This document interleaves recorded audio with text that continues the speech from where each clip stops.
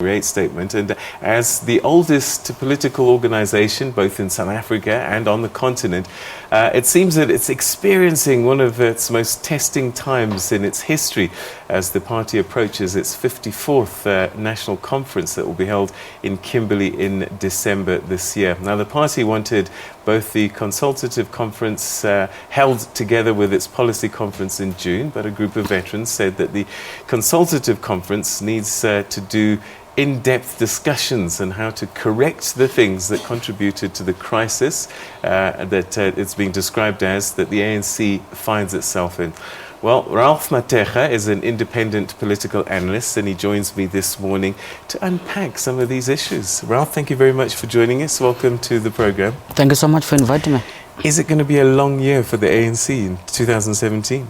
Indeed, I don't think they had a full Christmas. I don't think members of ANC have had a good rest. I think they have been preoccupied with 2017 as they're looking into the elective conference of the party.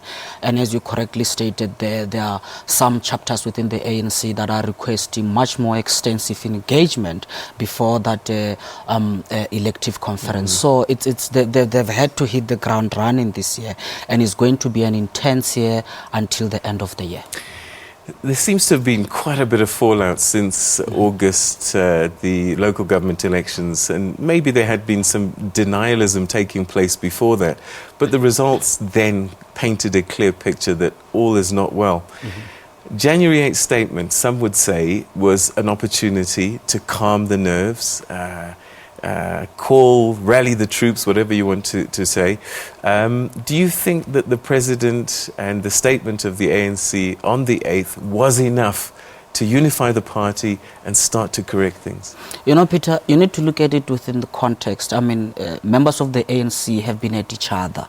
I mean, after the election, poor performance in Gauteng and also in the Eastern Cape, losing the Nelson Mandela Bay, we have seen fierce fighting about that. We have seen the blame game after that. So if you look into that context and you look at the speech of January 8, I think you'll arrive at the conclusion that it was a reasonable compromise speech. Of course, it wouldn't deal with just about everything within the party, but I think that the message of unity very much important, and I think that the acknowledgement, at least by the ANC, that there is something wrong we have done and we need to correct that. The reality is that what has happened in August, poor performance in the election, is a culmination of problems that have emerged much more earlier. It wouldn't be resolved. You wouldn't get a sense of comfort from a single speech. There is a lot that the party needs to do, and there are those who are saying that you need this consultative meeting. Some are expecting that problems will be resolved before December 2017 when they elect their leadership. That is unrealistic. What needs to happen is members of ANC to relax. They need to focus on 2017, but they need a long-term plan. There are serious structural problems within the party that need to be dealt with beyond December 2017. The problem is that they are all working on the timeline of 2017. So this organization is 105 years old. Yeah. And some would say, how did the party get to this point? What has happened? What has gone wrong? And is it fixable even?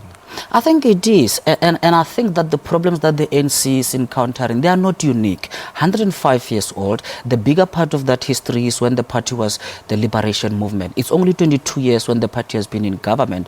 So I think what needs to happen is the modernization of the ANC. How do you modernize the ANC so that it can cope and deal with conflict resolution among its members, and also within the society in which it presides in a modern democracy? You cannot keep on resorting to the old history as a way to deal with the current problem. For me, that's fine. They've got a great history. They can talk about OR Tambo and so forth. They can talk about those principles. But what they need to do is to be realistic and understand that the type of cadres that they attract today, it is the cadre that emerged from a market society, a competitive cadre who doesn't want to be held back, a personally ambitious cadre. But when you look into the institutions, the structures and the internal system of the party, they do not cater for that. They still talk about people having to be quiet, not talk about leadership and all that. In this day and age, I think that is unrealistic. The party needs to shift away from that nostalgia and reinstitute itself, restructure itself internally in a way that they can deal with these modern challenges. And for me, what they're experiencing nothing unique. It has been seen all over the world. It has been seen in the post-Soviet and so forth. They just need to understand that they can actually deal with this. All right, you talk about restructuring, and one of the things that this group of ANC stalwarts, as they've been described, is that they're not entirely happy with the electoral system. Is it problematic, and does it need to be changed in your view? It has to be changed. It has to be more open. It has to be more transparent. And also, again, you need to make sure that you have levers within in a way that you can deal with this ambitious cadre that you are going to attract in a post-apartheid South Africa. And I think this has to be a long-term conversation. The problem, Peter, is that they want this resolved very, very soon. It's not going to happen. They need to have maybe a parallel process that is going to look within the internal electoral system, how the internal structures cope with these challenges. Until they do that, they will always be dealing with this on an ad hoc basis. I think they're not going to gain much if they pursue this ad hoc strategy. This unity issue has been a feature of many January 8 statements over time. I remember my first interview with the president 5 years ago already. I asked him, is the party unified? He was adamant, but it does seem that the cracks are showing now. We've got the Save South Africa campaign, which, it's outside of the ANC, but there are significant ANC people in this campaign, and we even saw the chairperson of the Gauteng ANC saying to the people at the gathering, let me assure you that there are men and women in the leadership of the ANC who will support what is happening here this morning. The question now must be, can you unify an organization that belonging to other organizations that are threatening the organization itself? Why do you have Save South Africa? Why do you have the stalwarts trying to mobilize outside your central structures of the party? This is because the central structures of the party, that is your NEC, your broader structures of the ANC themselves, are not open for such kind of discussions internally.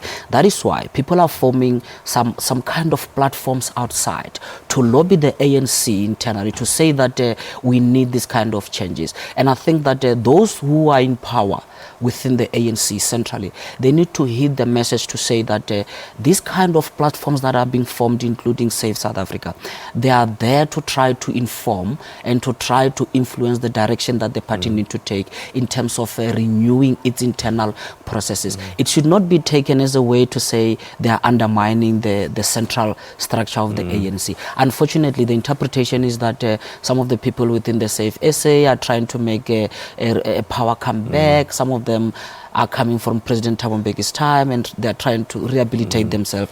That argument, I think, doesn't help. We're running out of time, but perhaps one final question is just to try and help us put into a context this whole succession debate, battle. We've already got leaked slates. We have denials of belonging to particular slates. They've been told, don't talk about leaders, but the ANC Youth League have said, we're going to name someone soon, and it's going to be a surprise, a shock. The ANC Women's League have got their candidate. Put this into context for us. It seems as if the leadership is not being listened to because people are talking about succession and the leadership debate. What's your view on how this should be handled, and if things don't change, what will happen?